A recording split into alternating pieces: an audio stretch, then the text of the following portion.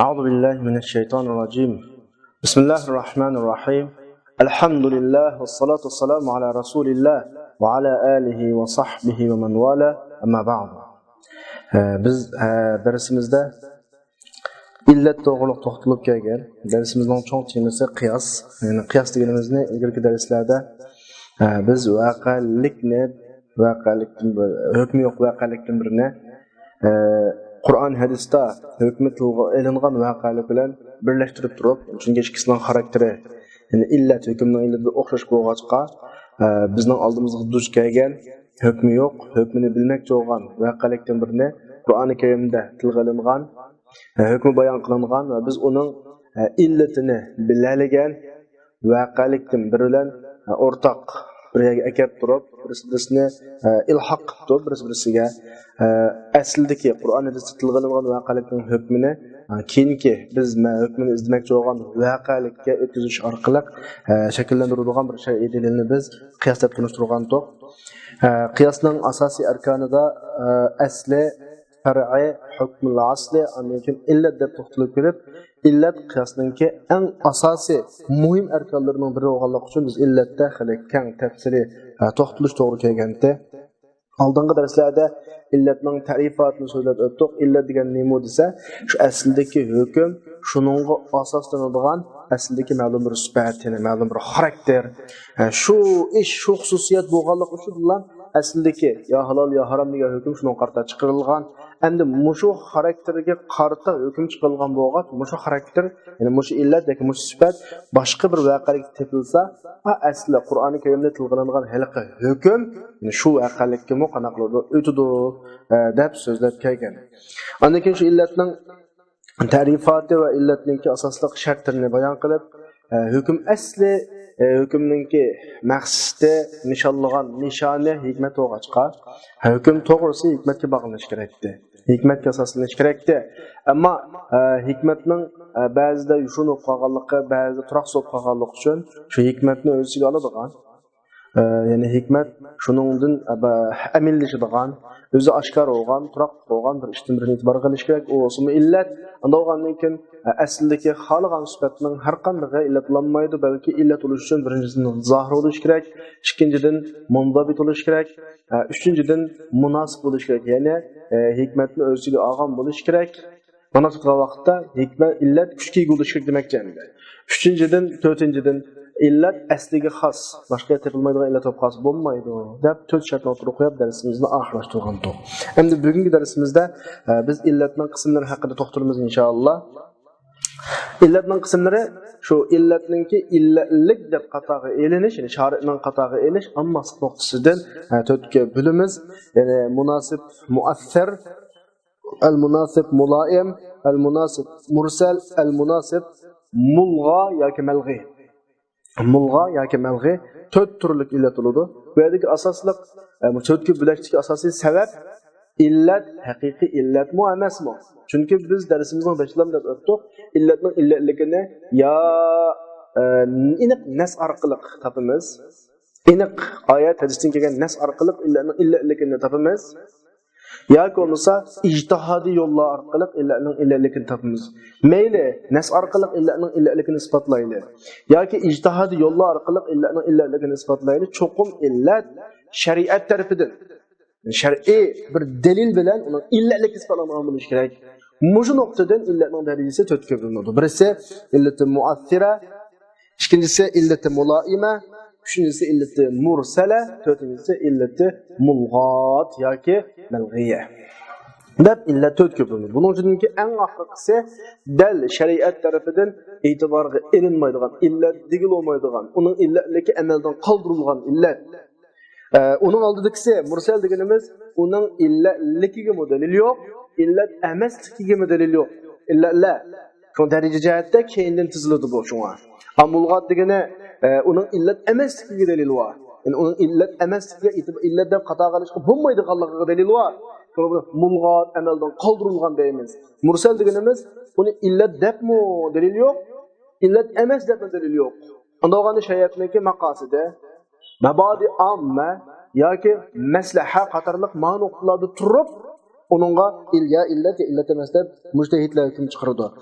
Onun oldidagi ikkisi illati muassira bilan illati mulaim buning illatligiga dalil bor. Illati muassirada aniq aynan shu illatning illatligiga dalil bo'ldi. Illati mulaimada shu aniq shu sifatning illatligiga dalil olmasimi? Shu sifatning illatligiga dalil olmasimi? Shuni munosabatlik bir dalil chiqib qoladi. Masalan, shu sifat hozir biz illat qilmoqchi bo'lgan shu hukmga o'xshash bir hukmga aniq dalillar bo'lgan. illat olgan. Anağaniki anığıma oxşuğanki manığım delil oldu. Bu bir. Yoki biz hozir illat deb xato qilmoqchi bo'lgan shu sifatga o'xshash bir sifat, aniq dalillar biz hozir xato qilmoqchi bo'lgan, illat qilmoqchi bo'lgan shu hukmning o'ziga boshqa dalillar illat ulag'liq. Anaganda ma illatdan illat o'xshash jinsdan olib chiqqan ma'lum illat deb xato qilamiz. Uchinchisi biz illat deb xato qilmoqchi bo'lgan shu sifatga o'xshash, shu sifatning turidan bo'lgan yana bir sifatni biz hozir shuning illati deb qaramoqchi bo'lgan hukmga o'xshash, hukmning jinsidan bo'lgan yana bir hukmga illat deb xato qilgan ahvol bor. No'g'aniki ma nuqtadan buni illat deb dalil va deb qarab olamiz. Buning ismi illat muloyim bo'ladi. Sal turib hammaning turlarini qanaq o'timiz so'zlab o'tamiz. Shu abturda o'tadi. Lekin bugungi darsga holda illatning qismlari umumiy tushunchasi men bayon qilgandek. Ya'ni illatningki dalillik dalilsizlik noktasidan to'tga bo'linadi. Dalilsizlik noktasi. Buni eng kuchli muassira. Chunki aynan Qur'on hadisda masalan mushu sifat, mushu hukmning illati deganligi aniq dalil bor. Muloyima degani aynan shu sifatningki, aynan shu hukmga illat ekanligi dalil yo'q. Lekin shu sifatga o'xshash bir sifatning shu hukmga yoki shu sifatning shuning o'xshash bir hukmga yoki shu sifatga o'xshash yana bir sifatning shu hukmga o'xshash yana bir hukmga illat ekanligi dalil bor. Biz mushu nuqtadan ma'lum shu nuqtadan chunki masbat asbatning jinsidan hukmning jinsidan olgandan keyin nazirga uning hukmini birimiz degan qoidaga asosan buni illat deb xato qilamiz. Ma'o muassira qilgan vaqtda darajasi sallimroq keyinroq turadi. Lekin har holda buni dalili bor deb qaraymiz. Mursalanning dalili yo'q, mulg'atning qarshisiga dalil bor. Illatning illat emasligi, sifatning illat emasligi dalil bor-da. Abtur davotida illatni shari'ning shu illatni illat deb xatoga elish yoki ammas nuqsasidan bilingan taqsimotiga kelsak, qaddamna fi bahs shurut al-illa annahu laysa kullu wasfin fil asli yasluhu an yakuna illatan li hukmi. Biz illatning shartining bahsida deb o'tdik. Aslidagi har qanday sifat, hamma sifat shu aslining hukmiga illat bo'laveradi, bo'lishga yaraydi, unda emas. Laysa yasluhu degani yaraydi, unda emas. Ve ondan başka birer sifatlan illatlash aşı sifat aldığın dersde ötkendek tötkül sifat tepilgan vaqtda yani zahir, munzabit, munasib degandek mushu shartlar tepilgan vaqtida ondan keyin bir sifatni illatlash to'g'ri. Bu biz ilgili dersda deb bo'lgan mazmun. Va yana biz shuni bayon qildikki, sifatning hukmga mos kelishi degan gapni, masalan, munosib bo'lish degan gapni biz oldin qatimda nim deb tushundik desak, shuni bayon qildikki, sifatning hukmga mos kelish, munosib kelishdan maqsad shu sifat, shu hukmning hikmatining mazginnasi bo'lish. Mazginna degani, ya'ni tepilish ehtimoli. Shu hukm shu illatga bog'langanida shu hukmning asli maqsad bo'lgan hikmati ro'yobga chiqadi, amalga oshadi. Shu hukmni yo'l qo'yishdan bo'lgan asosiy maqsad ado topildi bo'lish, dal shu illat hikmatni o'z ichiga olganlik, ya'ni munosib deganlik deb tushungan to'q. Ya'ni shu darajadagi hukmni shu sifatini illatga asosan bino qilish, hukmni shu sifatga bog'lansa, nishani degani shuna bog'lansa, cho'qim hukm shu jihatdan yo'l qo'yilgan maslaha ro'yobga chiqadi degan gap ma'o munosiblikni ilto'g'an. Bu gap deb bo'lgan gaplar. Endi va nuqarrir huna, bu yerda shuni muqarrarlashtiramizki, ehtiyot yuzidan vasfi munosib, yuqoriga 4 shart tepilib bo'lgandan keyingi gapchi ma'o. Yani illatda 4 shart tepilib bo'lgandan keyin o zahir bo'lish bilan birga birinchi shart tepildi. İnzibat bo'lish bilan birga munzabit bo'lish ikkinchi shart tepildi. Undan keyin hikmatni o'ziga olgan bo'lish bilan vasfi munosib degan shu 3 shart tepilish bilan birga chuqum shari ashu sifatni mayli tuanni so'zlamoqchi bo'lgan e'tibor turlarining qaysi biridan e'tiborga olgan degani shar uni dalilda bizga ko'rsatgan bo'lish kerak. Mayli qaysi shaklda ko'rsatsin yoki aynan shaklda ko'rsatsin, aynan sifat, aynan hukmni illat deb ko'rsatsin. Bu birinchisi muassira. Yoki Muşu aynen süper. Mesela hazır ekemek olan, illet kılmak olan hükümde okşaş bir hükümün illeti de bizge mana delil versin, biz mana kılle. Ya ki sıla hazır, muşu hükümden, muşu aynen bir hükümden ki illeti de kösetmek olan süper, okşaş bir süper, şu hükümün illeti desin, biz anı tayinde mana kılle. Ya ki olmasa, sıla şu hükümden illeti de kösetmek olan süper, okşaş bir süper, sıla kösetmek olan şu hükümden cinsinin olan yeni bir hükümge illet ikenliğine delil kösetsin şari, mesela şariatin delil tapaylı, anlayken biz mana illet kılaylı. Mao biz şariatning qata qilishi, shariatning bunga delil keltirish, delil berishi bizga deb ataladi. Musha xil shaklda qata elinsa, sifat kuchli, mana kuchga ega illat bo'ladi. Unda bo'lmay qolsa, uning hukmi sal turib keladi. Shunda bo'lgan nuqtadan va min nahiyati i'tibar ash-shari' lil munasib, ya'ni munasibligini niyada illatni demakchi bo'lgan vasf munasibdan. Shu vasf munasibni shariatningki qata olgan yoki qatag'i olmagan nuqtadan usulillah vasf munasibni 4 ga bo'ladi. Birisi munasib muassir. İkincisi el-munasib el-mulaim. Üçüncüsü el-munasib el-mursal. Dördüncüsü el-munasib el-mulgha. Yani bu munasib olduğunda illa degan so'zni anlaşılan bo'ladi. El-illa el-muassira, el-illa el-mulaima, el-illa el-mursala, el-illa el-mulgha. Yani el-malghiyah. Demek ki munasibligini illatni ko'rsatgan gap. 4 ga bo'linadi. Birdan kelamda bular endi mush 4 qismda to'xtashda nimaga asoslangan desa, shuningga asoslanganki, shu vasf munasibni biz illat qilmoqchi bo'lgan haliqa xarakter sifatini shari shu sifatning aynısini biz illat qilmoqchi bo'lgan shu hukmning aynisiga illa deb qata qolgan bo'lsa, demoqchi bo'lgani shu sifatning illat ekanligiga bir dalil bo'lsa, bu vasf munasib bo'ladi. Munasib muassir bo'ladi. Agar shari shu xil sifatni biz hozir hukmning illati demoqchi bo'lgan shu sifatni tövende bayan ediladigan 3 xil itibarning turlaridan biri itibar bilan itibarga olgan bo'lishligini inshaalloh so'zlaymiz. Bayatdan men so'zlab bo'ldim, darsning oldida tushuntirishda bayatdan shu xil shaklda aynısını mushu sifatning o'zi ma hukmning o'zining illati demasimi? Ma sifatga o'xshash yana bir sifat ma hukmning illati deganiga dalil bo'lsa, yoki mushu sifat ma hukmga o'xshash yana bir hukmning illati deganga dalil bo'lsa, yoki mushu sifatga o'xshash bir sifat ma hukmga o'xshash yana bir hukmning illati deganga dalil bo'lsa, biz mush itibar bilan ma sifat man daxildagi hukmga illat bo'la oladi ekan deb qata qolamiz. Ma ikkinchisi bu munasib muloyim bo'ladi. Endi shari u sifatni yuqorida tilg'anilgan e'tibor turlaridan hech qanday bir turdan e'tiborga olmasa, degani uning sifatning illat ekanligiga dalil olmasa, valam yulg'i e'tibarahu, ya'ni yulg'i degan gap, o yulg'ida yozib qolibdi. Yulg'i e'tibarahu ki u sifatni illat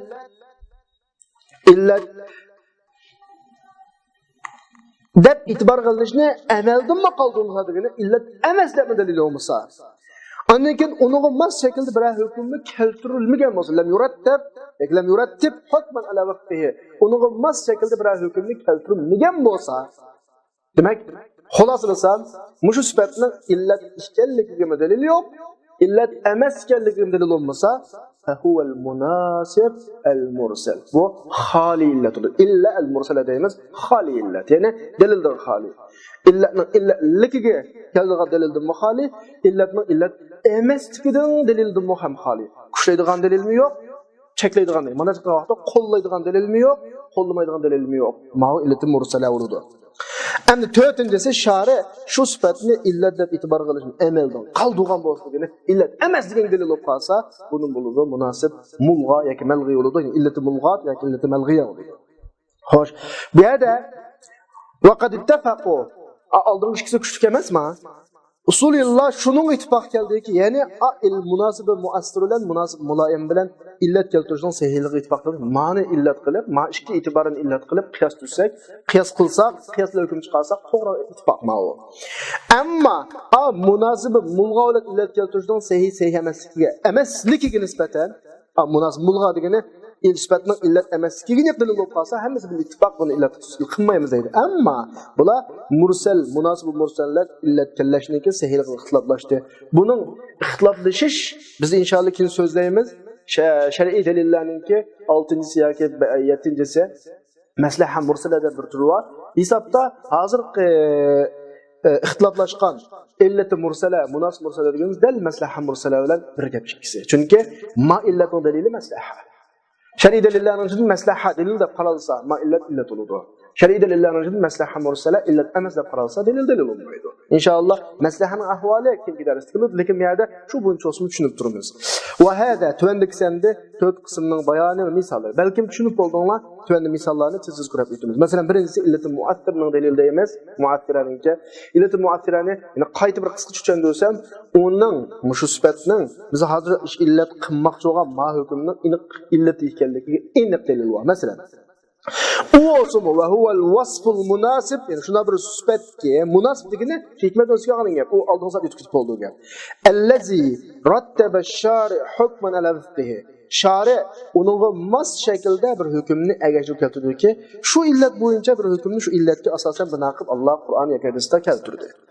Depolop andikin nes ve icma ulan şu sıfatının aynısı şunun mas şekilde hüküm egeştirilip keltirilgen hükümünü illet ikenligi nes icma ulan sabit oldu. İniq nes icma ta muşu sıfat ma hükümünün illeti ikenliginin bağ delil var.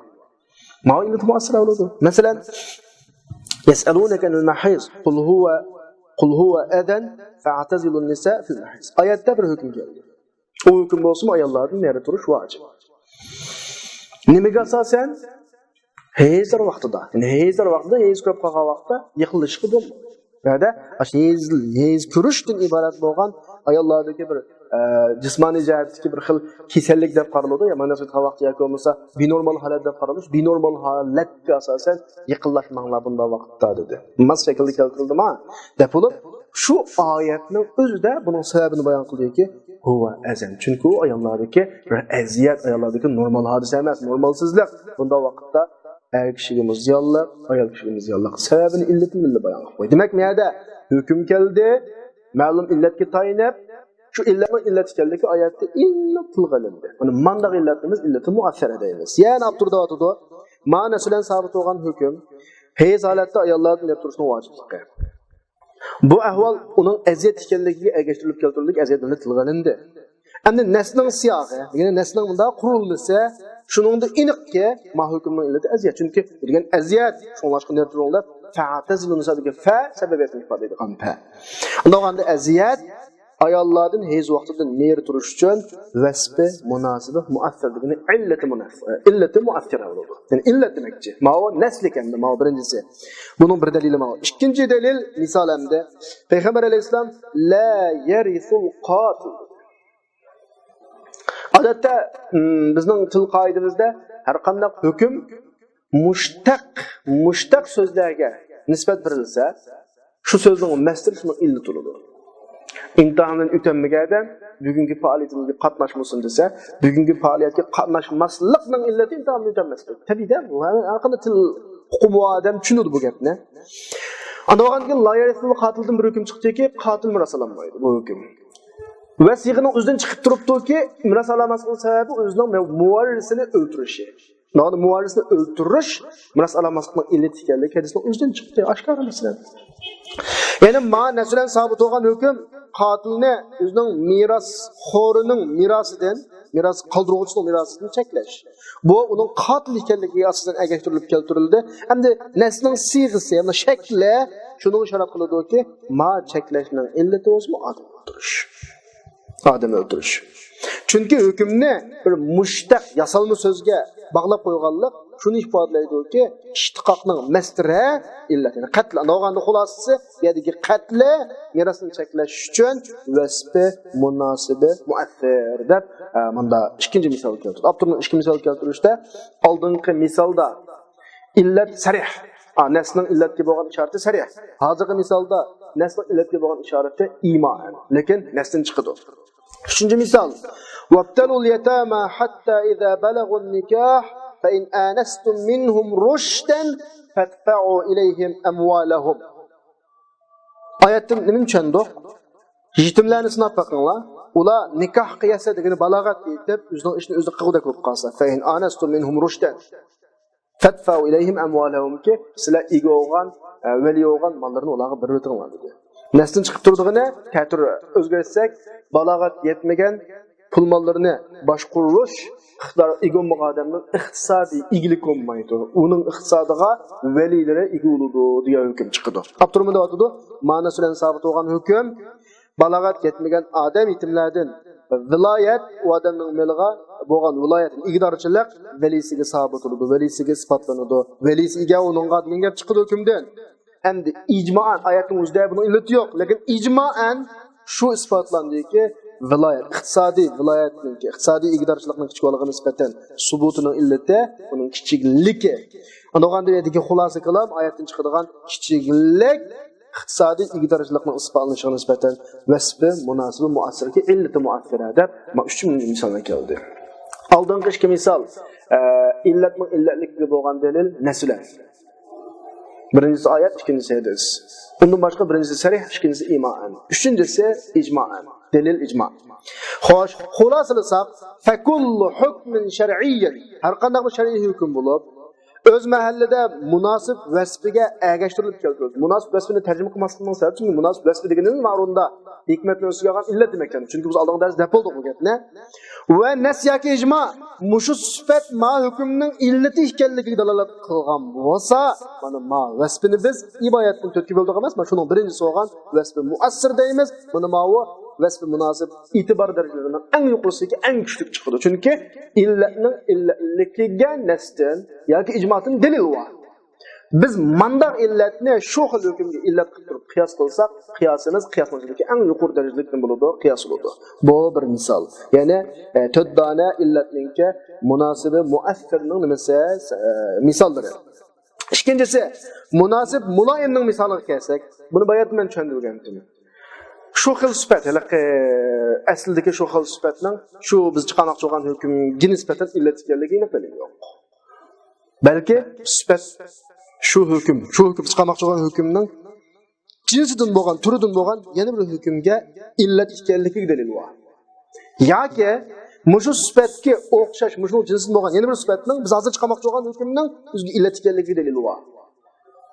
Yoki biz hozir mushu illat qilmoqchi bo'lgan sifatning, biz hozir shuningga qarata illat qilmoqchi bo'lgan hukmning ikkinisining jinsidan, ma sifatning jinsidan bo'lgan bir sifat, ma hukmning jinsidan bo'lgan bir hukmga illat ekanligi dalil bor. Demak, aynan ma sifat, ma hukm illat ekanligi dalil yo'q. Lekin sifatga o'xshash yana bir sifat ma hukmning illati. Yoki mushu sifat ma hukmga o'xshash yana bir hukmningki illati. Yoki mushu sifatga o'xshash bir sifat ma hukmga o'xshash bir hukmningki illati ekanligiga dalil bor. Biz a nuqtadan Ondan keyin o'xshash narsaning hukm birinda ma'sifatni ma'lum illat qilamiz. Shu bayatdan 3 e'tibor bilan mana biz illatni muloyim. Abturda o'tdi. Bu shundoq bir sifatga, ya'ni xarakter, alohidlikka munosib, o munosabatimiz hikmatdan o'ziga qadamchi, allazi rattaba shari hukman ala wifqihi. Uni mos shaklda hukm nimasi kerak ekanda. Oyat hadislarda, chunki biz hozir qiyos babida qiyosda cho'qim aslining hukmi va oyatda kelish kerak. Ammo nas ijmo bilan shu sifatning aynısini shuningga mos shaklda ergishib kelgan hukmning o'ziga illatdan e'tiborga elish isbotlanmoqligi degan dalil yo'q. Oyat hadisda bir hukm keliglik. Bu hukmning bir illati bor. Bu illatni tapiqliqmiz. Lekin mushu illat, mushu hukmning illati, mushu sifat deydiganga dalil yo'q. Na nasdan, na ijmodan. Tamam, qanaqa qilib bo'lsa desa, lekin nas yoki ijmo bilan. Yana bir yerda demakchi, yana bir yerda shu sifatning o'zini, bi'ayni degan o'zini, shuningga mos shaklda keltirilgan hukmning jinsidan bir hukmga illadir. Oyat hadislar ijmo bilan shu isbotlanganki, biz hozir bizga kerak bo'lgan ma'sifatlar, ma'illatning o'zining o'ziga dalil ekanligi. Ma'sifat ma'noning illat dalil yo'q. Lekin ma'sifat biz hozir chiqarmoqchi bo'lgan, illat qilmoqchi bo'lgan ma hukmga o'xshash yana bir hukmning illat ekanligiga oyat hadisning yoki ijmoning dalili bor. Bu bir. Yoki shu sifatning jinsidan bo'lgan bir sifatni mushu hukmning aynisiga illat deb e'tibor qilishga dalil borki, oyat hadislarda mash sifatga o'xshash bir sifat hozir biz ekanmoqchi bo'lgan hukmga nima illat ekanligiga boshqa dalil bor. Yoki shu sifatning jinsidan bo'lgan bir sifat mushu hukmning jinsidan bo'lgan bir hukmga illat ekanligiga dalil borki, ma biz hozir lozim bo'lgan ma sifat bizga hozir lozim bo'lgan ma hukmga illat ekanligiga dalil yo'q. Lekin mushuningga o'xshash bir sifat, mushuningga o'xshash bir hukmga illat deganligiga dalil bor. Biz ma nuqtadan nazirning hukm bilinadi. Ma illatni, ma hukmning illati qilvatdiq shu dalil bilan ma o oldisqa vaqt ojizroq, lekin buni shu dalilga tayinadi. Qachoniki vasfi munosib Muşu 3 türünün biri bilen itibarının 3 türünün birisine itibar qilinisligini qay şekilde bir itibar bolsa, bunu bilen illet keltirish şari'ninki özünün teşri'ida ve illet keltirishidagi tasarrufat qilmas şekilde illet keltirgan bo'l. Shunlashqa buni munosib muloyim deydi. Ya'ni şari'ning tasarrufati emas. Chunki shari aniq ma oyat yoki hadisda shu hukmni shu illatga asosan keltirdi. Lekin shu illatning shu sifatning shu illat ekanligi dalillangan hozir. Lekin hukm keltiriluglik. Lekin dalillangan dalil aytganidek shu bilan chiqariladi. Endi buni bilan illat keltirishning sahihligi va qiyosni buning asoslanishning sahihligi bilan ittifoq qilaylikki, buni orqali qiyos qilsakmi, qiyos nima bo'ladi? To'g'ri qiyos bo'ladi. Xolos. Endi bu yerda 3 e'tibor oldi, 3 e'tiborning birini misolini ko'rib o'taylik. Men tushungan bo'lsanglar, misolni tushunmoqni tas emas.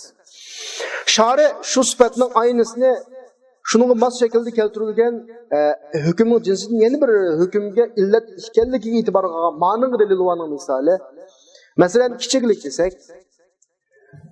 desek, dadaga igidorchilikning sabit bo'lishining kichik bo'lgan agirishda bir illati.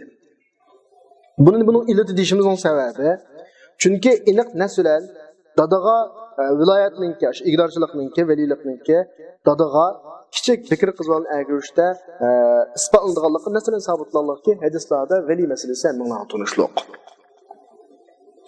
Endi bu yerdagi hukm viloyatning subuti. Bu hukm nimaga erishkilik desa, ash kichik qizvaldagi bekrlik yoki kichik valliqqa, kichiklikka emas shaklda keltiriladi. Endi biz bundan keyin mushunga qiyos qilib turib, masalan kelgan mushugimga qiyos qilib turib, kichiklikka binoan valilik masalasini ko'tarib chiqa olamiz. Lekin masala bu kichiklik valilikning illatimi emasmi dalil. Lekin ash hadisda kichik qizvalaga dadasi vali bo'lsa, o to'yning to'yamaydiganligi to'g'risida hadis. O o'z bunday hadislar bor. Bu ammolar aniq huquqlar emas bu vali masalasini.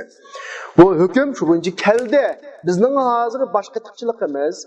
Hukm kelgan shu masaladagi hukmning illati kichiklik ekanligining dalilini topsh. Hech qanday yerda kichiklik qizvalni egrishdiki valilikning asosi deb yo'q. Lekin shunga o'xshash yana bir gap bor. U o'simi anglang. Ne bir nas yoki ne bir icma mushu igidorchilikning, mushu valilikning sabit bo'lishining illati kichiklik yoki bekrlikda yo'q.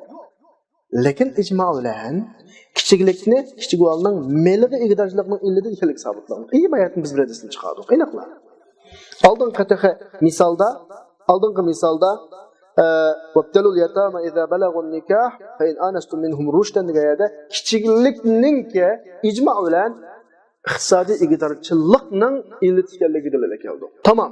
Bu yerda biz hozir bizga lozim bo'lgan hukm kichiklik, illat hukm qaysi to'y qilish igidorchilikka. Kichiklik to'y qilish igidorchilikka. Kichiklikdan iborat bo'lgan sifat yana bir o'rinda igidorchilikning yana bir turiga illat topdi.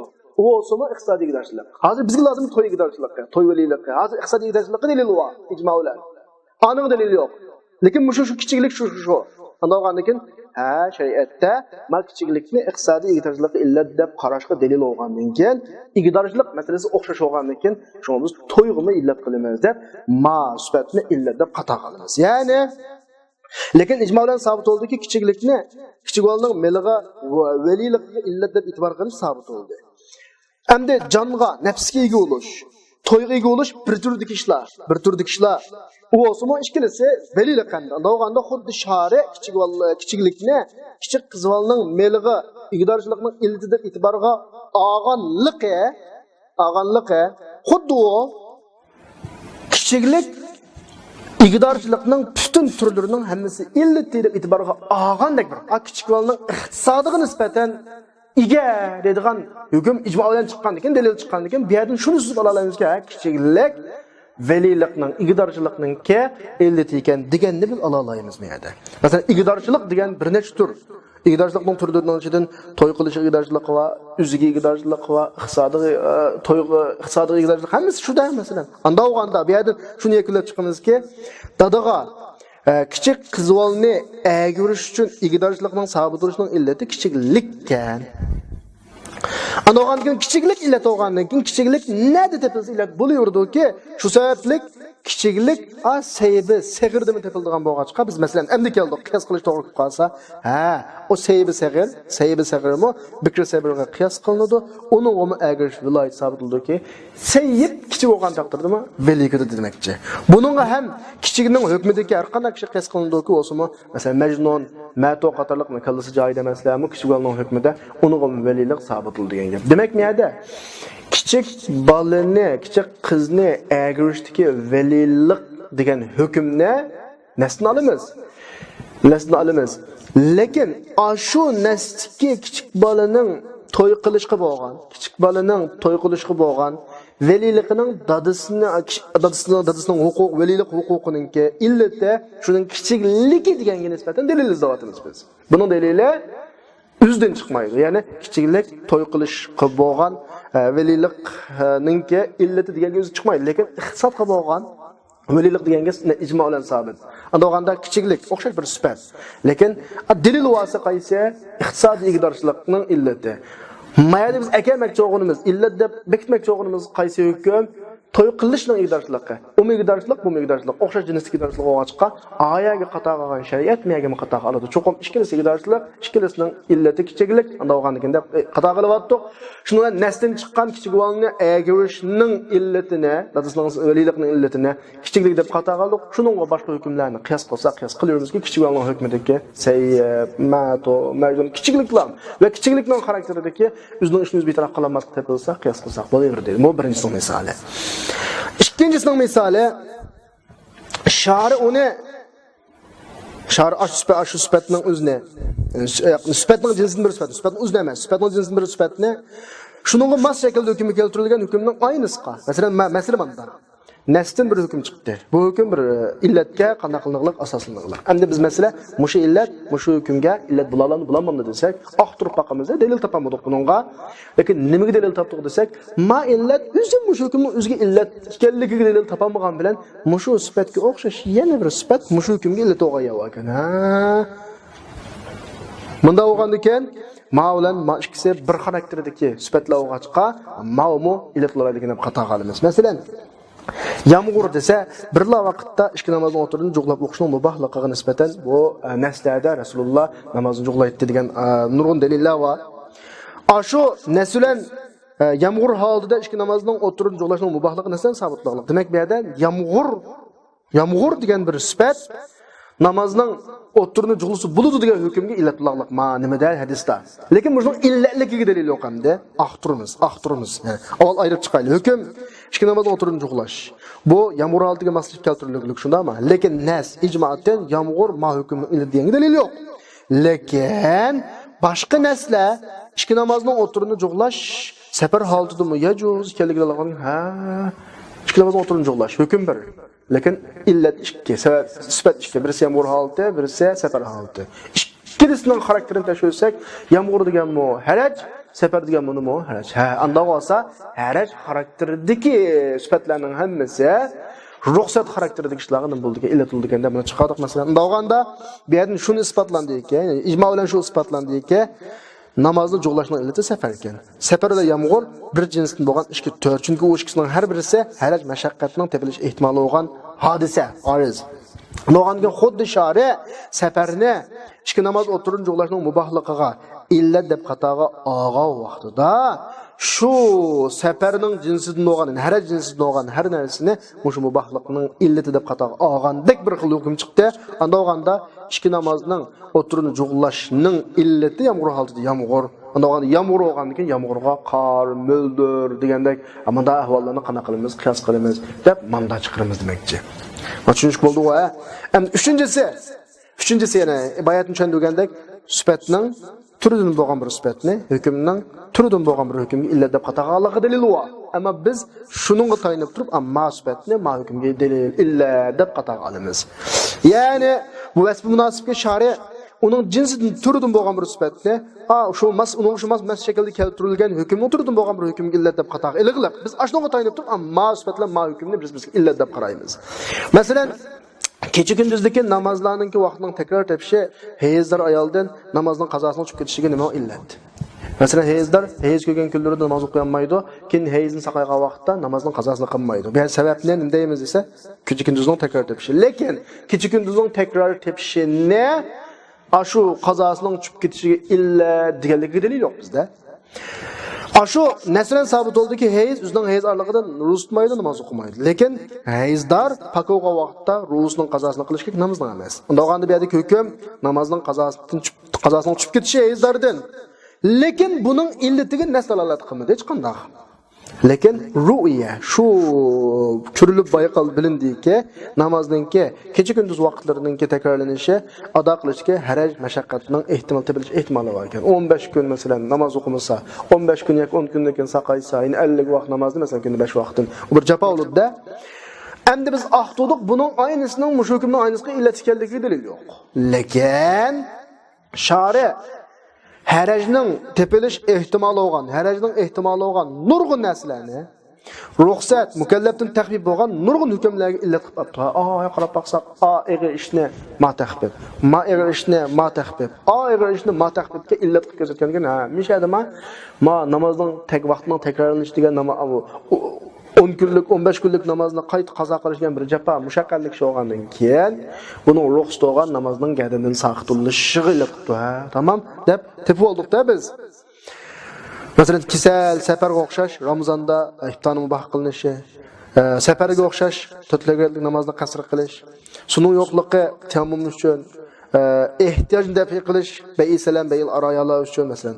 Bunda ahvollarni ko'rgandan keyin bu yerda shuni bayqadikki, ka'anna shara xuddi shari'a harajning ehtimoli bo'lgan turlardan har bir turni taxfif bo'lgan ahkamlarning turlaridan har bir tur illat deb qatag'i olibdi. Unda o'ganda namozning vaqtini takror tepish deganmi? Harajning ehtimoli bo'lgan turlardan bir tur. Uning qazosini tushib ketishimi ezlardan taxfif bo'lgan ahkamlarning bir turi deb mishshatning umumiy o'zlik bir qoida chiqib olamizki, har qanday qarashlik ish, har qanday taxfif bo'lgan ishga illat lolaydi deb qoidaning birini chiqib olamiz. Mujtahid eng keng o'ylaydigan yamish. Yani mujtahid eng kengri ijtihod qila oladigan ya mujtahidning biliq suv kirgandek huzurli kiradigan yeri mana mish. Shunga turdi o'tdi. Mana e'tibor turlaridagi motor munosabatlar bilan illalashga sohani va kengaytib beradi. Chunki shariat shunga mos shaklda hukmni agashtirib kelgan har qanday vasf munosib cho'qim shuning jinsidan ma'lum bir sifatni shariat shuning jinsidan bo'lgan ma'lum bir hukmga illat deb qatag'i olganishdan xoli emas, cho'qimni o'xshi tepiladi. Anda o'g'anikin. Anikin munosib bilan, illati munosib bilan illat keltirishning to'g'riligi, uning jinsidagi ma'lum bir sifatni hukmning jinsida e'tiborga olishga binoan bunda to'g'riligi, bunda illat qilsak bo'ladi deganlik qiyosning ishlarini kengaytirib o'tadi. Chunki ma'ning oxirgi natijasi, ya'ni ala haza shari harajning madadini so'g'an har qanday bir sifatni taxfif bo'lgan har qanday bir hukmga illat deb e'tiborga olgan bo'lsa, tamam, undan boshqa harajning mazannisidan bo'lgan har qanday bir sifatni taxfif bo'lgan har qanday hukmga illat deb qatag'i olsak bo'ladi deganlik bo'ladi ma'ning natijasi. Yo'lan har qanday harajni har qanday taxfifga illat qilsa bo'ladi deganlik chiqadi, ya'ni qiyos qilishga. Anda buningga tushib yetgan hech qanday chiqmaydi shariatda. Shunga olib turdi o'tdi, va la yutasavvar. Tasavvur qilolmaydi-ki, shari shunga mos shaklda hukmni agashib keltirgan bir vasf munosib bo'lib, u yuqoridagi e'tibor turlaridan bir turlan e'tiborga ilinmasligi mumkin emas. Cho'qim shari uni jinsini, shu sifatning jinsini, shu hukmning jinsiga e'tibor deb illat deb qatag'i elish bilan bo'lsa-mu cho'qim bir e'tiborga olgan bo'ladi. Ishqib sharining ma'lum bir hukmlarga tushdi bu. Anda o'g'andan keyin xulos qilib ala hada. Buning asosan shari shunga mos shaklda hukmni agashib keltirgan har qanday vasf munosib, har qanday illat ya illat muassira bo'ladi yoki muloyim bo'ladi. Mana ikkisi illatning ichidagi xil kuchli illat. Ammo endi misha kelgan vaqtda ba'zilar aniga tushmaydigan, ma'noga tushmaydigan g'arib illatlar va deb o'tirib qo'yganlikcha, shu Abdur Magabni inkor qilib, ammo ba'zi usuliylar g'arib munosib, illati g'arib, munosib g'arib deb, illati g'arib deb atagan mandaq illat fala yutasawwar vujudi unda illat tepilmaydi. Chunki ular illati g'aribini, munosib g'aribini shari uniga mos shaklda hukm keltirgan, lekin uni yuqoridagi e'tibor turlaridan bir tur e'tiborga olganlik isbotlanmagan deb ta'rif qildi.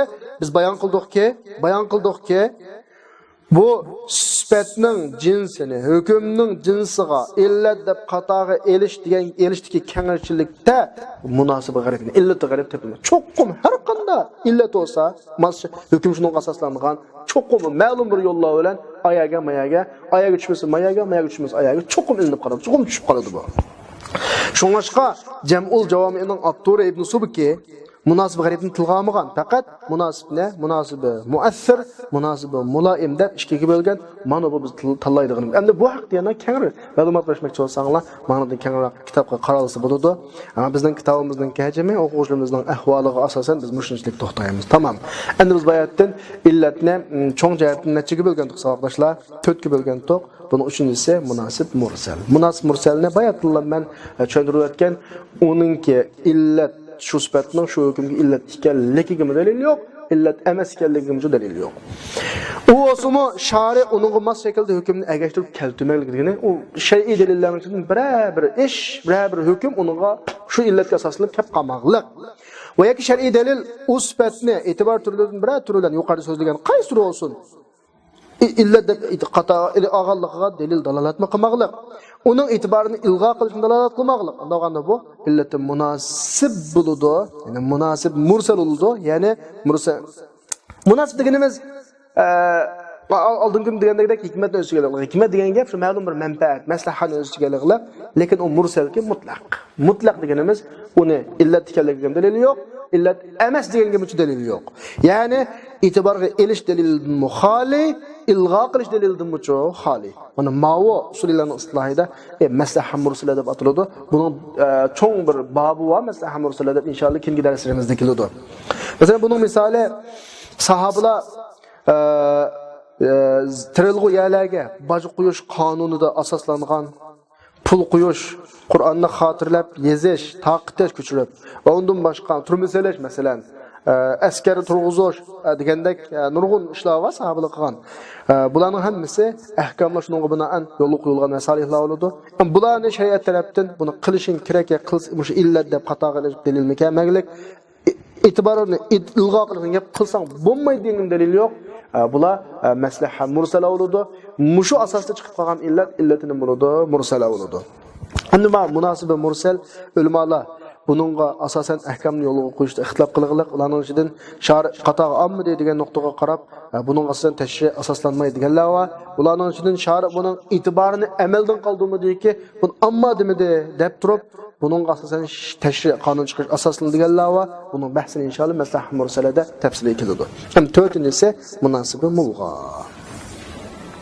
Mulg'a deganimiz inniq dalillan bunun illat bulanmaydiganligiga nimbirilga raddiya bildi. Masalan, u osmo shunday bir sifatki hukmni shuningga bino qilishda bir xil manfaat bordek oshkor ko'rinadi. Mana qilsak bo'ldi ekan deydigan bir ahvol. Ammo shariat bunga masakal hukm keltirmaydi. Lekin shariat qaysi bir dalildan bo'lsin, uni e'tibor qilishga, ilg'o qilishga, dalolat qilishga dalil chiqib qolganda, ilg'o qilishga. Buna qarasak to'g'ridek, lekin aqtasak qarshi dalil bor. Masalan, o'g'ildan qizningki yaqinlikdagi, tuqqanlikdagi barobarlikka, miras barobarlikka desak, o'g'ilmi shu dadining balasi tursa, qizmi shu dadining balasi tursa, o'xshash o'g'ilki miras o'xshash bo'lmamdi desa, to'g'ridek turadi. Ammo Qur'onda valizzakari misli hazl unsayinda model orqali tengmas ekanligiga, teng deganlik hukmga tenglik sifatini tuqqanlikdagi illat qilinishning xato ekanligi dalil bor. Undan boshqa Ramazonda qasdan ro'zun sundan odamni uni cheklashning maxsus jazo bilan jazoni majburlash qatorliq. Masalan, bu bir vaqalikka chetiladi bu. Andalusda bir amir Ramazonda o'zining ro'zusini sundan shu vaqtdagi muftiymi yoki boshqa mujtahidmi shundan so'ralgan vaqtida bu amir deganda quljiq tamoqrong desa darhol bir o'tadi boy. Anda o'g'anlikin bu ahvollar buni ro'zani buzishdan cheklayman. Cho'qim buni buzish uchun qanday qilish kerak? 2 oy ro'z tutish kerak, boshqasini qilsa bo'lmaydi degan. Qarmoqqa rostek. Osh jazo berilmasa, u jinoyatidan xatoligidan cheklanmaydigandek. Ammo aniq hadisda oyatlarda naslarda munosabat qilgan vaqtida naslarda Ramazanni qasdan sundurishning ro'zasining 3 ekanligi ixtiyorlik bilan, ixtiyorlik muxayyar shaklda 3 ekanligi o'tirib qo'yildi. Madalil abayatdan qilgan qiyosning, ya'ni mujtahidniki, muftiniki bu odam ani qilsa olmaydi chunki u puljiq, mani qilsa olmaydi chunki quljiq, chuqum ro'za tutishga degan gap ediki, maslaha illatini rad qiladi mao. Mao maslaha yoki nima munosib mulg'a bo'ladi yoki malg'i bo'ladi. Mandaq illatlarda qanaqa qilinmaydi, qiyos qilib illat sifatini illat deb xato qilolmaydi. Buni ma'noga asosan tashriq qonun chiqish to'g'ri emas. Buning tafsilotini inshaalloh keladi inshaalloh. Maslaha mursallarning bayonida maslaha mursala bir nasga zid kelib qolsa degan bobda keladi inshaalloh. Xo'sh. Endi yuqorida biz illat to'g'riliq, illatning ta'rifati, illatningki shartlari, illatning qismlari to'g'riliq mazmunlarni tugatdik. Endi masalikul illa. Bundan keyingi mazmunlar da qiyin emas. Shunga oxirigacha o'qib masalikul illa degan illatning yo'llari deb tushunyapmiz hisobda. Illatning yo'llari deganimiz illatni tunuydigan yo'llar. Yani illatning illat ekanligini bizga gapiradigan yo'llar desa, masalikul illadan murod shu orqali illatni tunishga yetkili bo'ladigan yo'lni ko'rsatdi. Bu yo'l tangliqi 3. Birisi biz illatning illat ekanligini nasga qarab bilamiz. Buning oldingi darslar, shu oldingi mazmunda masalan illatning illat ekanligini qul huwa azanga qarab bildik. Al-qotildagi qotilning mushtaqligiga qarab bildik. Masalan, ijmo bilan ma'u naslan bilgan bo'lamiz. Bu bayat maslaga tushundirgan qul huwa azanda nasning illatni bildirishini sarih. Al-qotilda iman. Shuna nas bo'g'ni, nas orqali bilganimizmi ikki xil bo'ladi. Birisi faddalalat sarahatan bo'ladi. Yana birisi nasning illatligi bo'lgan dalolatda iymon bo'ladi. Bu birinchi turi. Ikkinchisi ijmo bilan bo'linadi. Uchinchisi sabr taqsim. Sabr taqsim degani mujtahidlarningki ijtihod qilish orqali bilinadi. Buni keltirib so'zlaymiz. Masalan bilingani masalan Qur'on va hadisda hukmning illati mushu sifat ishkalligi dalolat qilsa, mana masifat naslan bo'lgan illat bo'ladi. Buni biz illa mansusa alayha deymiz. Darsimizning boshida illa mansusa alayha bu so'z degan to'q. Buning asosan qiyosni buning asosan chiqarish haqiqatda nasga tatbiqlanganlik bo'ladi. Ham nasniki musbatning illat ekanligi bo'lgan dalolatda ba'zida oshkor bo'ladi, ba'zida iymon isharatan bo'ladi. Isharatan deganimiz talvihan, la tasrihan degan bo'ladi. Sarahatan misoli labzininki nasdagi bir labzininki lug'at tayinlanishdan illatligini ifodalashi. Masalan, nasda bunda sabab tufaylidan, sabab tufaylidan, bunun tufaylidan degandek. Yoki nasdagi bir illatlikni dalolat qiluvchi bo'lib qolsa, boshqa illatlikka dalolat qilishni boshqa ma'noga ehtimol kamisa, bu vaqtdagi vasfninki shu illatligi bo'lgan dalolatda sarih qat'iy bo'ladi. Rusulan mubashirin va munzirin li'alla yakuna lin-nasi 'ala an-nas hujjatun ba'da ar-rusul desa, li'alladagi lam biz nahviyat lam o'qigan, ya'ni millat ifod sababni ifodalaydi. Bu yerda sabablikdan boshqa ma'no chiqmaydi. Unda o'qigandan keyin li'allah yakundagi illatlik nima sarih va qat'iy bo'ladi. Ondan boshqa kambag'al miskinlar uchun o'ljining 5dan birini elishning vojiblik masalasida kay la yakuna dulatan baynal aghdadagi kay biz nahviyat lam o'qigan sarahatan nimani ifodalaydi, illatni ifodalaydi. Ham bu yerda boshqa xil ma'noga ehtimoli yo'q. Anda o'qigandan keyin bu sarih qat'iy bo'ladi. Innama nahitukum an idkharul luhum al-adahi li ajli ad-dafa fakulu wadakhiru desa, elchilar uchun men sizlarni qurbonlikning go'shtini saqlashni to'sqan deb amdiyanglar saqlanglar desa, aniq qilib elchilar uchun deb li ajli qamriga ba mana bu sarih lug'at bilan illatlikni ifodalaydi. Sarih ham boshqa ma'no ehtimol kelmaydi. Nima qat'iy. Hamda shu illatlikka dalolat qilgan so'z nasdiki illatlikdan boshqa ma'noga dalolat qilish ehtimoli bo'lib qolsa, shu nasdinki illatlikka bo'lgan dalolatda sarih, chunki sarih oyat, lekin zonni ehtimolli qiladi. Masalan, aqimus salat lidulukish shams. Lamninki illat ma'nosi bor, tawqit ma'nosi bor. Unda lidulukish shams, inda dulukish shams bo'lish ehtimoli bor, li ajli dulukish shams bo'lish ehtimoli bor. Lekin sarih, chunki lamdan illat chiqqanligi aniq. Bunda o'g'achqa buni biz sarih deymiz, zonni deymiz. فبظلم من الذين هادوا حرمنا عليهم desa. Yahudilardan bo'lgan zulm sababtin deb ba'ning sababiyat ma'nosi chiqish ehtimoli bor. Ba'ning undan boshqa 8 xil ma'nosi bor emasmi? Boshqa xil ma'no chiqish ehtimoli bor. Unda o'g'andan keyin buni biz zonni deymiz, lekin ba'dan sababiyat chiqadiganligi aniq o'g'andan keyin sarih bo'ladi. Yas'alunaka anil mahiz qul huwa adhan fa'tazilun nisa fil mahiz desa. Ma o'rindomi qul huwa azandagi azan bu uch qashqara, bu sarih.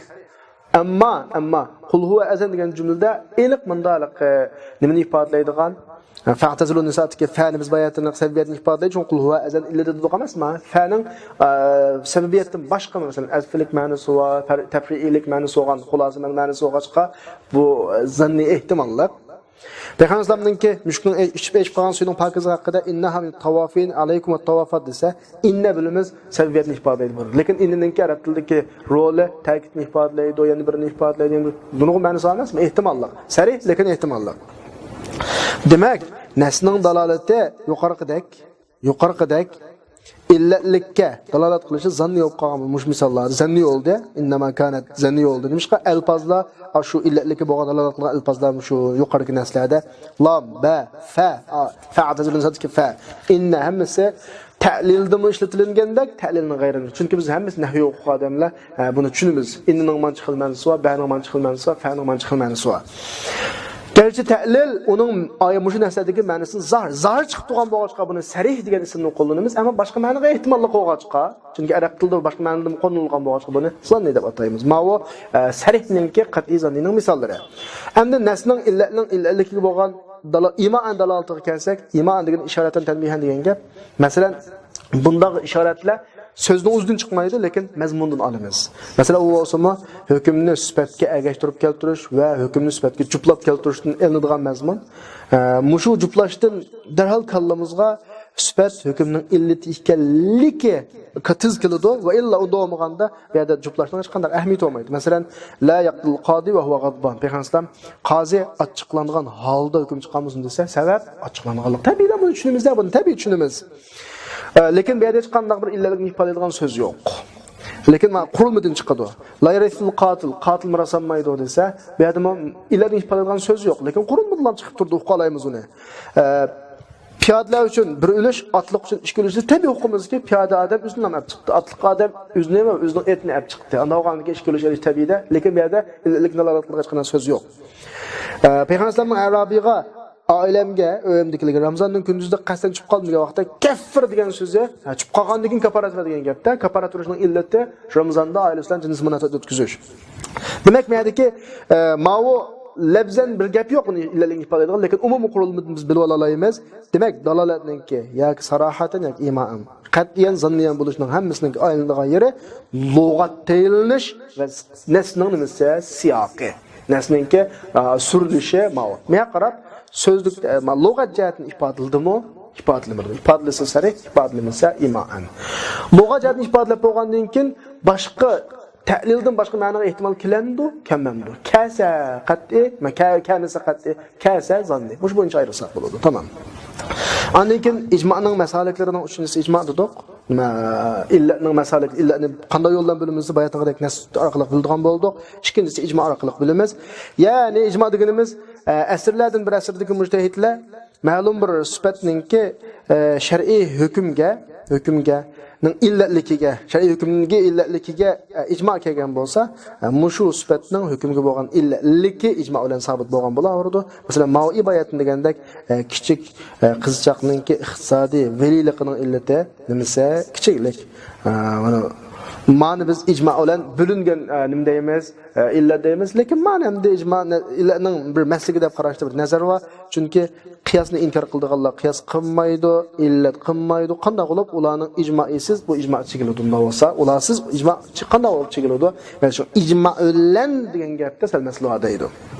Bu vaqtda cho'ng kitoblarga murojaat qilish kerak, lekin hozir anglab qo'ysak bo'ladigan tarafi bor. Uchinchisi sabr taqsim. Sabr taqsim degan nima desa, sabrning ma'nosi lug'at ma'nosi shu sinoq degan ma'noda misbar deb chiqadi, unda sinoq qiladigan narsani. Taqsim deganimiz birdan bilib chiqish degan gap, ya'ni asl deganimiz Qur'on hadisdagi Qur'onda nasli tilga ilingan vaqalikni ko'rish. Vaqalikda illat bo'lishga yaraydigan sifatlarning hammani ma'mu deb sanab chiqish va illatni shu sifatdan turishda mangdirib chiqish. Masalan, haroq desa, haroq degan nas qildigan, suyuq, issa bizanglatadigan degandek bir qancha yangi qizil, oq degandek sifatlarni akab qo'yib, harom qilinishi ma'tufayladimi? Yo'q, ma'tufayladimi? Unda emasdi. Ma'tufayladimi? Unda emas. Ha, ma'u ekan deb bunda qilib chiqishni taqsim deymiz. Ya'ni nima deyish orqali desa illat ma'sufatni yo'qmi? Endi bir nas shar'iy hukmdan birini ma'lum vaqalikda kelgan bo'lsa, Nasya hech qanday ijmo ma hukmning illatiga dalolat qilmabdi bo'lsa, mujtahid dal mushu hukmning illatini bilish uchun sabr taqsim yo'lda mang'udi. Ma'mudu deb. Ya'ni qanday gap bu desa, shu hukmning voqealigi tepilgan sifatlarning hammani sanab chiqadi. Va shu illatning shu sifatlarning ichidan sifat bo'lishqa va tasluhu li an takuna al-illat wasfan minha. Ve şu sifatlarning ichidan illat sifat bo'lishga yaraydigan yarash orqali va uni sifat ash illati to'liqlash vojib bo'lgan shartlar soyasi sifat sinab chiqish orqali ondan keyin sabr taqsim yo'lda mang'udi. Unda boshqa e'tibor qilinadigan e'tibor turlarida tepalik shartlar soyasi ostida sifat sinab chiqadi. Mahil sunnatning vasfi bilan illat bo'lishga yaramaydigan sifatlar yaraqsaniladi. İllet oluşqa yaraydiganlari qoldirib qo'yiladi. Mahil yiroq sanab, yiroqlashtirish, mahil qoldirish orqali andan mujtahid masbat illatgan degan hukmga yetib bora oladi. Buni mana biz sabr taqsim deymiz. Masalan, bir misol nas ribal fadl va nasi'aninki bizim apıga tegishda mayli ortiq tegishish yoki nasi tegishishning haromligini nasib keldi. Halaqa qaysi kuni biz o'qidik uni oldingi darsda. Al-zahabu bil-zahab wal-fiddatu bil-fidda degan ash-sha'ir bi-sha'ir deb. Ammo hech qanday bir narsaga ijmo haromlikning illatiga dalolat qilmadi. Endi mujtahid qanday qiladi? Mujtahid mushu hukmning illatini tepish uchun, bilish uchun sabr taqsim yo'lda. Qanday desa bi an yaqul bunda deyish orqali ma hukmning illati apining miqdori o'lchiladigan narsalarning qatoridan bo'lishimi?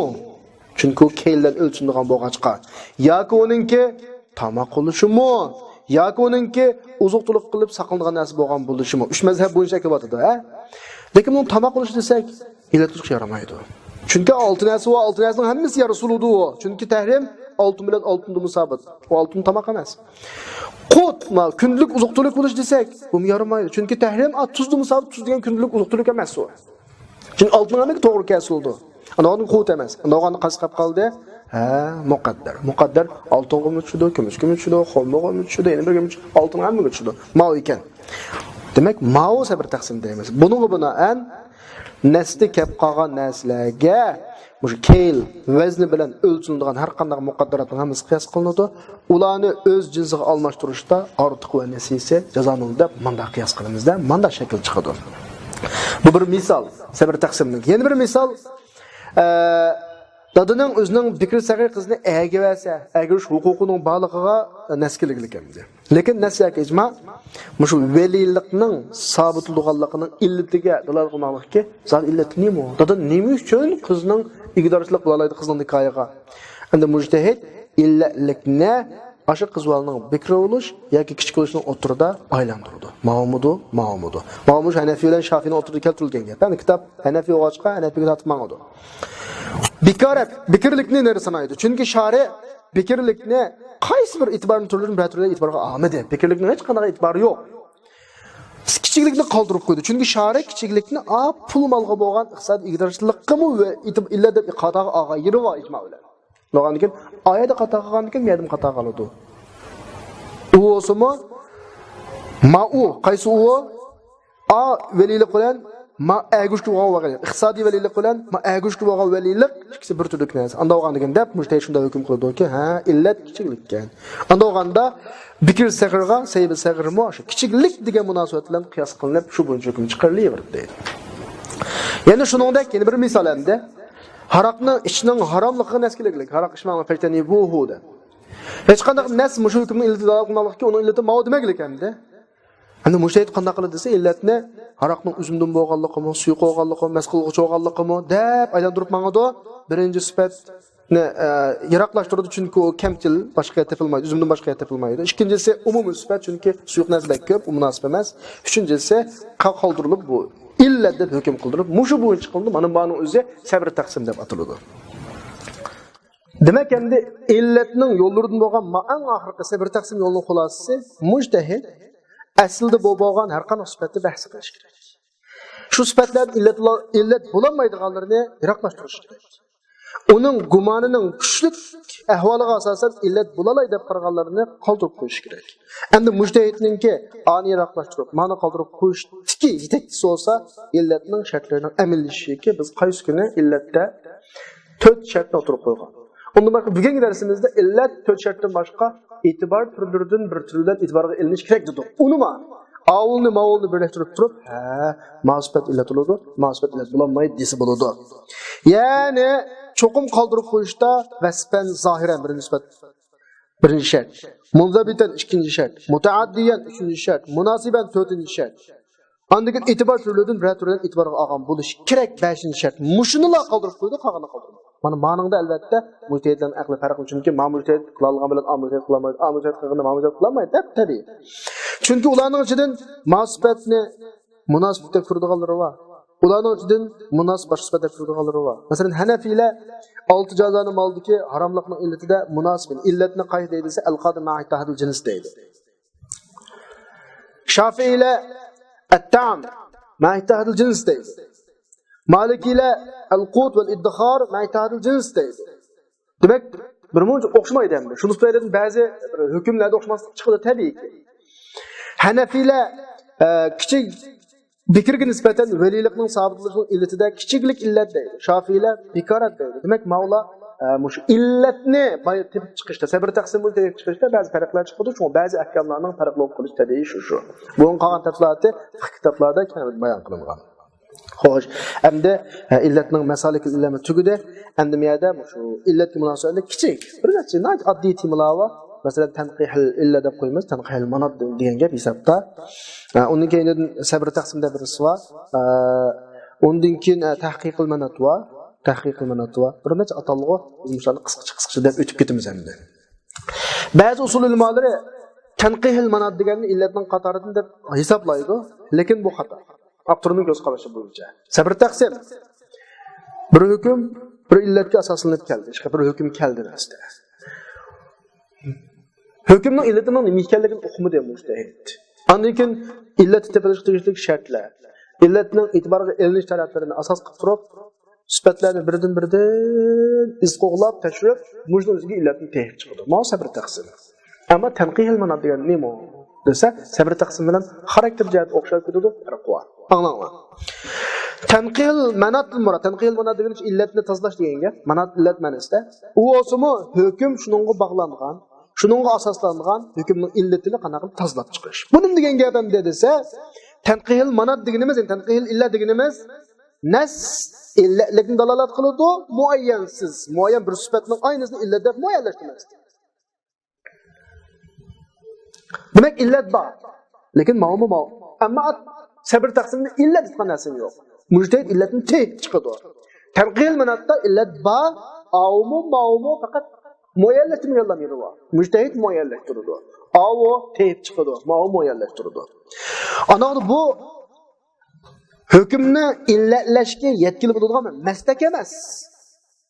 Av maslak, chunki oyada illat yo'qdi, yo'q illatni teyip chiqdi. Ma'lum maslak emas. Chunki hukmni illatlash naslam chiqadi. Hukmni illatish ba'ma o'rinda faqatlam bu hukmning illatini pokizlash, tozalashning maslaki. Nimadan desa, shuning chaplash olgan illatlikka munosabati yo'q, lamada xala degan munosabati yo'q, sifatlarni tozalash bas.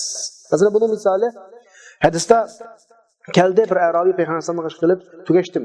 Rasululloh, nima ish qildim? Men Ramazonning kunida qasdan oilamga chiqib qoldim. Sizlar kafarat. Demak, hadisda ustidan bayatimiz bir narsani aka misolga kelgan. Bu yerda imoan illatlik chiqib qolgan.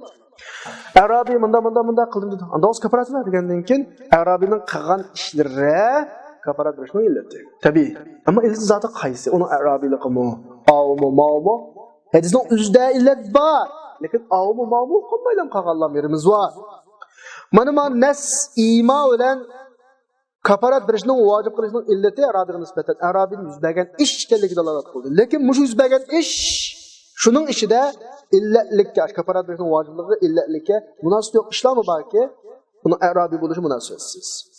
Onun o'zining ayoliga xususiy chiqib qolishi munosib. Didikga chiqib qolish degan gap bor bu yerda. Uning Ramazonning kunduzida shu oyni yildiki Hijriyaning 10-yili tikki Ramazonda chiqib qolishi munosabatsiz. Ma'lum hammani chiqarib o'tib, bir xulos yakunga kelamizki, bir xulos yakun kelamiz. Qanday yakun kelamiz desa, mujtahid musibatlarning hammani yastab'id qoldiradi. Chunki bu sifatlarningki illatlikka munosabati yo'q.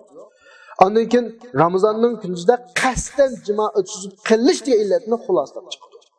Buni ma'vo tanqihil manatu, tanqihil illa bo'ladi. Sabr taqsim emas. Buni ma'noning asosan shu Ramazonning kunida xususiy jimo bilan qasdan iftor qilgan odam kafarat vojib bo'lgan hukm chiqadi. Bu Shafiy mazhab amanafiylar jimoga o'xshash narsaning hammasi ro'zni sundoqchi deb mundaq hukm chiqaradi. Undaganda mumasalatdan tezlikda shu tushunildiki, Ramazonning kunduzida mayli jimo bilan bo'lsin, mayli yeyish bilan bo'lsin, mayli ichish bilan bo'lsin, yoki boshqa ishlar bo'lsin, qasddan iftor qilgan odamning hammaga kafarat vojib bo'ldi deb illatni. Avvalo anda illat, ma'lumanda illat chiqaradi. Xo'sh, bizning fikr aytmaylik. Shofiylar Hanafiyniki bu ikkisiga datalash hozir maqsad emas. Bizning maqsadimiz hozir xulosa qilib mana tanqihil mana degan nima desa, mana aytmaylik illat kafarat vojib bo'lish uchun Hanafiylar nazarida ro'zni tozalab qo'ygandan keyin ro'zni qasddan buzg'uchi omil ma'u illat bo'ladi.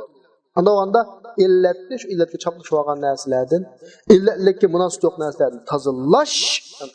Ammo sabr taqsim degancha unda emas. Shunda o'tib mayadin shu oydinlashdiki, sabr taqsim tanqihil manat degan sabr taqsim emas.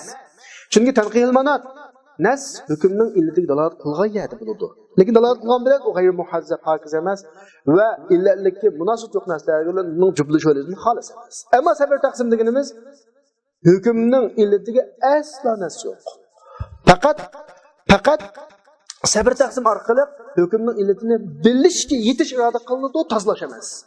Tanqihil manatda tozalanadi boshqa narsalardan. Ma'noda bilsa ko'pti deydi. Ikkisining farqi bor. Sabr taqsimda qanday ishlatamiz desa, illat yo'q yer ishlatamiz. Tanqihil manat illat bor, lekin boshqa sifatlardan ajratib illatni ayirib chiqarish. Ya'ni Shofiylar Hanafiyning ixtilofini kelib qo'yishi ayirib chiqqan vaqtdagi illatni xulosalashda farq chiqib qoladi demakchi. Xo'sh, bu gapni tugidi. Ondan keyin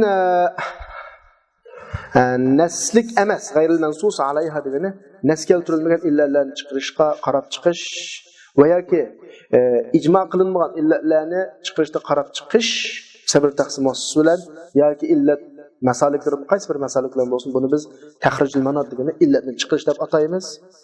Illatni chiqarish degan gap shar'iy nasab kelgan shar'iy hukmning illatini shar'iy nasab kelgan, ammo uning illatligiga nas kelmagan, illatligiga ijmo'ma chigilmagan hukmning illatini qana qilish chiqarish deganligini tahrijul manat degan. Ammo tahqiqul manat degan nima desa, avval biz hozir tahrijul manat orqali aslidan hukmni illatni chiqarib bo'ldik. Endi tahqiqul manat degan nima desa, ash nas yoki ijmo' yoki ma'lum har qanday maslak bilan isbotlangan illat uning haqida nas kamigan voqeaga tushiliqda bormi yo'qmi shunga qarab chiqish. Masalan biz do'q aslidan nasni illatni chiqardik. Ya nas bilan chiqardik, ya ijmo bilan chiqardik, ya sabr taqsim bilan chiqardik. Ma'o tahrijul manat. Endi yana bir far'iga kelib, mush far'ida mush illat bormi yo'qmi deb qarab, bo'lsa barcha yo'qolsa hukm chiqarish ma'o tahqiqul manat bo'ladi. Masalan xuddi nas ayollarning hayzda iroq turishining illatini aziyat dedi. Endi biz nifosga qarab boqamiz, nifosni qiyos qilish uchun. Nifosda bo'lsa hamma hukm jihatda qiyos qilib hayzga o'xshash bo'ladi, yo'q bo'lsa hayzga o'xshash bo'lmaydi. Ma'o tahqiqul manat. Yani xuddi aroq ichishning haromligining illati mas'ul dedik. Endi yana bir sirkiga qarab boqamiz. Aroq ichishning illatini chiqarganlik tahrijul manat, mush illatni yana bir ichimlikka olib, ma'noda bormi yo'qmi deb qarab baqish ma'lum bo'ladi, tahqiqul manat bo'ladi. Shuning bilan bizning qiyos babimiz tugadi va oxiru da'vana alhamdulillahi robbil alamin.